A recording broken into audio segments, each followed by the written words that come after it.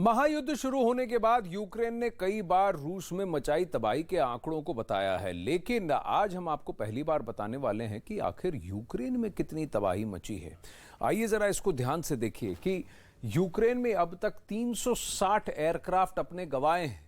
रूस ने पूरी तरह से यूक्रेन की आर्सेनल को, सैन्य शक्ति को बहुत कम किया है। 199 हेलीकॉप्टर यूक्रेन के ध्वस्त हुए हैं। यूक्रेन को अगर इन 10 बाहुबलियों से मदद ना मिले तो क्या यूक्रेन रूस जैसी शक्ति के सामने टिक पाता? 2843 ड्रोन यूक्रेन के मार गिराए गए। ये सब अधिकांश सैन्य मदद आई है नेटो ताकतों से, नेटो देशों से। एंटी एयरक्राफ्ट सिस्टम्स या एंटी मिसाइल सिस्टम्स, 400 से ज्यादा एंटी मिसाइल सिस्टम्स यूक्रेन के ध्वस्त हो चुके हैं। और टैंक और बख्तरबंद गाड़ियां 7441 ये ध्वस्त हो चुकी हैं यूक्रेन के।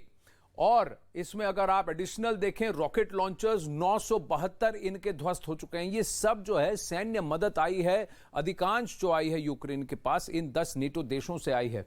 और भी है आर्टिलरी, 3787 इनके आर्टिलरीज यानी कि तोपें ये ध्वस्त हुई हैं। सेना की गाड़ियां करीब 7957 गाड़ियां सेना की ध्वस्त हुई हैं। तो यूक्रेन को भी इस युद्ध में कोई कम नुकसान नहीं हुआ है। और ये सारी सैन्य मदद जो आ रही है ये अधिकांश नेटो ताकतों से आ रही है। सवाल यह है कि कब तक?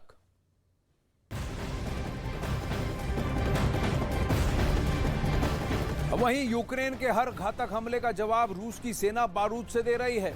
रूस के रक्षा मंत्रालय का दावा है कि पिछले 12 घंटों में उसने यूक्रेन के सैन्य ठिकानों पर ताबड़तोड़ हमले किए हैं, जिसमें 600 से ज्यादा यूक्रेन के सैनिकों की मौत हुई है।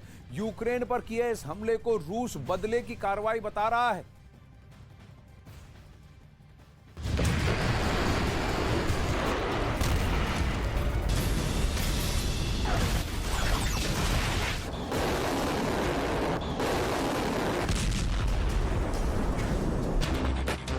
साल बदला, लेकिन महायुद्ध के मैदान में डटे दो देशों के बीच विध्वंस की तस्वीर नहीं बदली। 2022 में शुरू हुई जंग 2023 में और भीषण होने वाली है। वो इसलिए क्योंकि रूस हो या यूक्रेन, दोनों ही देश अपने आसमान में उठने वाले एक एक हमले का जवाब बारूद से दे रहे हैं।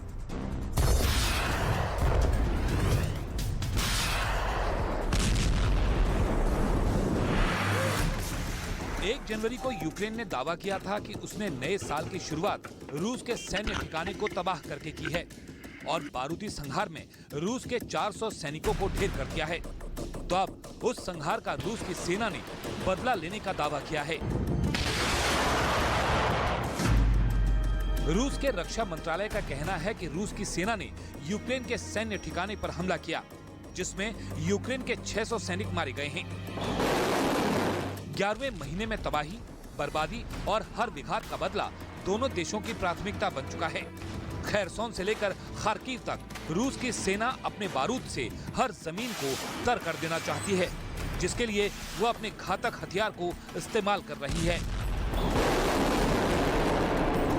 В ответ на преступный удар киевского режима в первые минуты января 2023 года по пункту временной дислокации российских военнослужащих в населенном пункте Макеевка Донецкой Народной Республики командованием объединенной группировки российских войск реализована операция «Возмездие». В течение прошедших суток российскими средствами разведки были вскрыты и достоверно подтверждены по нескольким независимым каналам.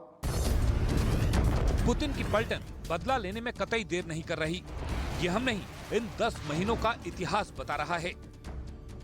रूस के रक्षा मंत्रालय के मुताबिक 8 जनवरी की रात रूस की सेना ने 30 से ज्यादा यूक्रेन के सैन्य ठिकानों को तबाह कर दिया। रूस के खूंखार फाइटर जेट ने यूक्रेन के 5 विमानों को मार गिराया। रूस की एंटी ड्रोन सिस्टम ने यूक्रेन के 5 ड्रोन को नष्ट कर दिया। 10 हिमार्स, MLRS और एक हाव मिसाइल को हवा में नेस्तनाबूद कर दिया। खार्किव में यूक्रेन के Su-27 फाइटर जेट को भी मारने का दावा रूस ने किया है। रूस के पास बेहद घातक हथियार हैं। उसके बारूदी गोदाम की शक्ति से हर कोई वाकिफ है। उसकी तबाही को इस युद्ध में हर किसी ने देखा। पुतिन की पलटन के पलटवार का नतीजा सिर्फ यही नहीं है। पश्चिमी मीडिया में दावा किया जा रहा है कि संघर्ष विराम के खत्म होते ही रूस के घातक हमले शुरू हो गए।